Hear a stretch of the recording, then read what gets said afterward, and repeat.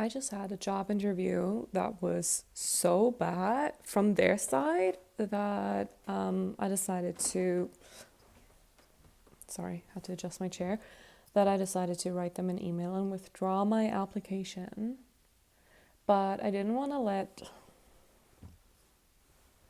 this go to waste and decided I'm gonna just record my second video essay. Um, this will be the first Substack post that I ever released. That was October 3rd, so not that long ago. And in the beginning, I was still trying to find a way to write.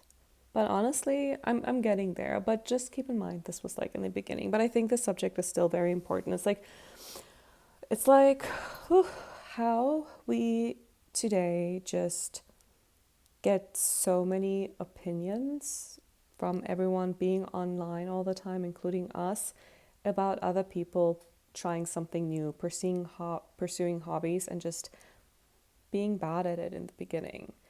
And they put so much shame on that, which is so unjustified. Not everything you do, first of all, you have to flop to fly, period. But secondly, not everything that you do has to be professional. I'm doing this right now. I'm clearly not doing this professionally, but just as a creative outlet and hoping that it will be watched by people that this resonates with. If you want to take dance classes, take dance classes. You don't have to be a competitive dancer. If you want to DJ, DJ. You don't have to play at the club. You can just be a bedroom DJ. It's not always that serious. A lot of the times it is that deep, but it's not always that serious. So this is about the lost art of sucking. And I subtitle it with, in a world where every action invokes the fear of being perceived, many have learned to protect themselves from the potential criticism by not even trying.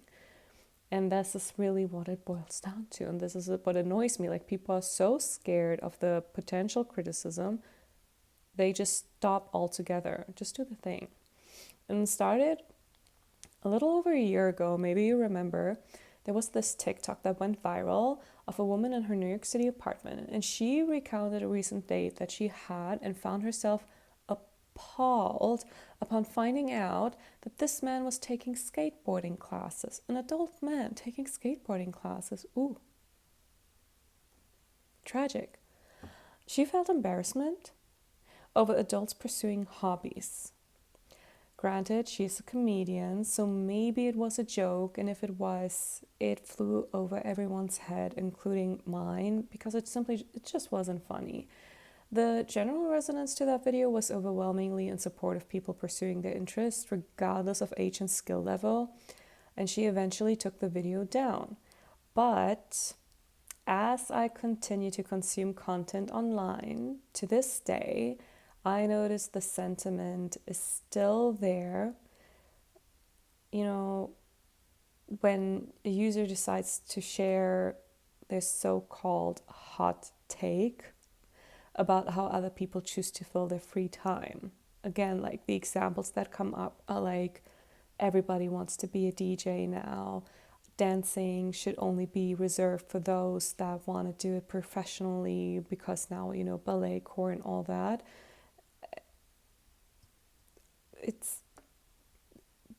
It's exclusionary. It's elitist. Now they begin calling hobbies activities recession indicators. They say that it's elitist.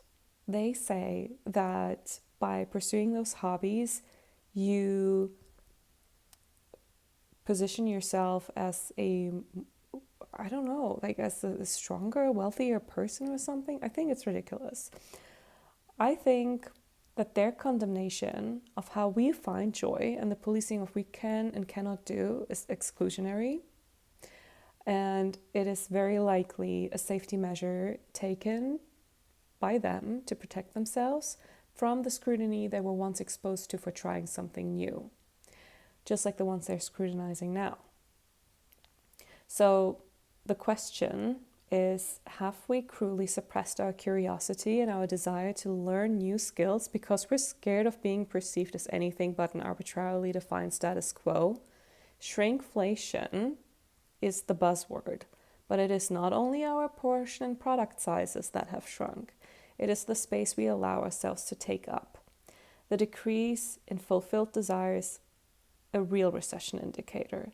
Do we care more about the perception of our actions' outcome than the outcome itself?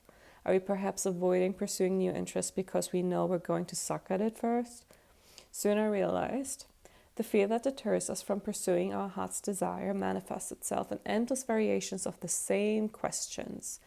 What will people think, and what if I'm not good enough? We have collectively become too scared of making mistakes. Now, there's a personal example that I have. It hit a little close to home, you know. I was talking to a DJ friend of mine, and I mentioned that I would like to try something new. I was already taking dance classes, and I have been for like 2 or 3 years. I have a few other hobbies that I'm very passionate about, especially coffee, and like a lot of people developed coffee obsessions during the pandemic. I'm also very much into nail art, again, something I picked up in the pandemic, and I'm really good at it, by the way. This is actually something I, for a brief time, did actually make money off. But that DJ friend of mine told me, why don't you try DJing? And I would be lying if I said I never thought of this before. I have been a playlist and mood curator since my early teenage years. I was scouting SoundCloud since around 2012, so I was an OG. Like for the newest sounds that I wouldn't hear anywhere else, I was always sick of the radio because I thought I was too special to listen to mainstream, even though I love mainstream now. Like, yeah, we don't need to know about what I listen to today. And sometimes I'd even daydream that I work on a movie or TV production and I select the music. Or that I have my own radio show segment where I get to share new songs that I find. That was my daydreaming. Maladaptive daydreaming, is that it? I would just like look out of the window in the classroom and just like imagine that was my job. That's what I was doing. And I know good music, so why not mix it too? I looked for second-hand controllers, second-hand, and quickly found an almost new DJI Flex 4, and it still had warranty. It still has warranty to this day, actually. And I contacted the woman who was selling it, and soon the new controller was mine. I was really lucky with that purchase. And I started playing, and I seemed to have some sort of beginner's luck, because the first few mixes were quite nice. And I started looking for instructions online, and the algorithm picked up quickly that I had a new interest. And it didn't take long for the first opinion pieces to start showing on my For You page. Everybody wants to be a DJ now. People want to be DJs for all the wrong reasons. Becoming a DJ now is performative, it's pretentious, it hurts the culture, blah, blah, blah, blah, blah. I don't care, honestly. Because I was not aware that starting a new hobby would be so controversial. Witnessing the discourse made me insecure at first. I share all kinds of random shenanigans on my social media. You should follow. Mainly because I like my life and I like to have it documented. And suddenly I felt too self-conscious about sharing my DJ practice sessions because there was this expectation that I either had to be really good, I had to be like super professional at it. I was like, what if I suck so bad that people hate my transitions, and use them as an example as to why DJs should stop spawning everywhere? Or that I was so bad that I was disrespecting DJ culture. What if people thought that I was just so full of myself, like, oh my God, she really thinks she's it, she's not even that good. Like, it's practice sessions. I share practice sessions. So no, I don't think I'm it. I just started. But luckily, I caught myself from that spiral because I don't allow myself to spiral for too long. Part 2, look, I would record it in one video, but I have a time limit of 10 minutes. So this is part 2. Yeah, but basically, I was thinking too much about what would other people think, and I realized that, and so I just stopped the spiral altogether and was like, you know what, just do it. I posted my practice sessions anyway. They're still up. You can hear them. Some of them are not that good. And some of them are actually really good. Like some transitions I think were quite nice, but again, I think that was beginner's luck because I could not replicate it if my life depended on it, seriously.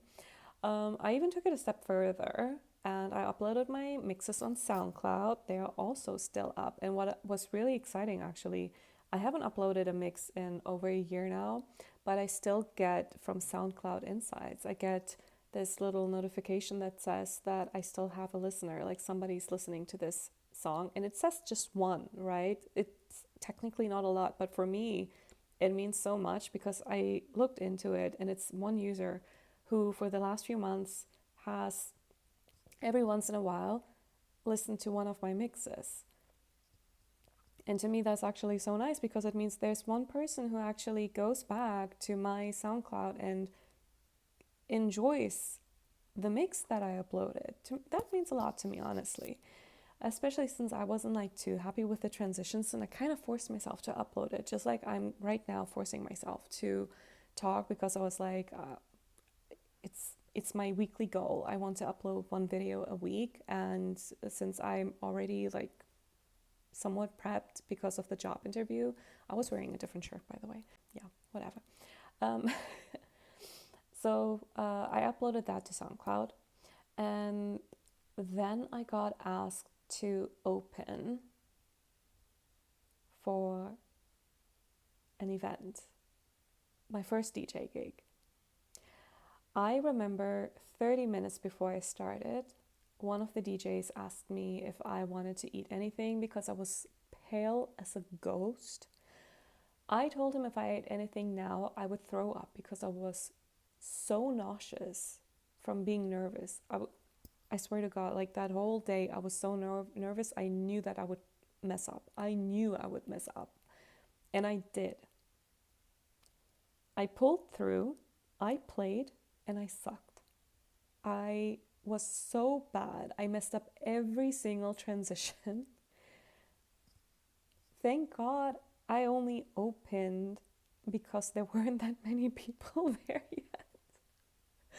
It was so bad, but I did it.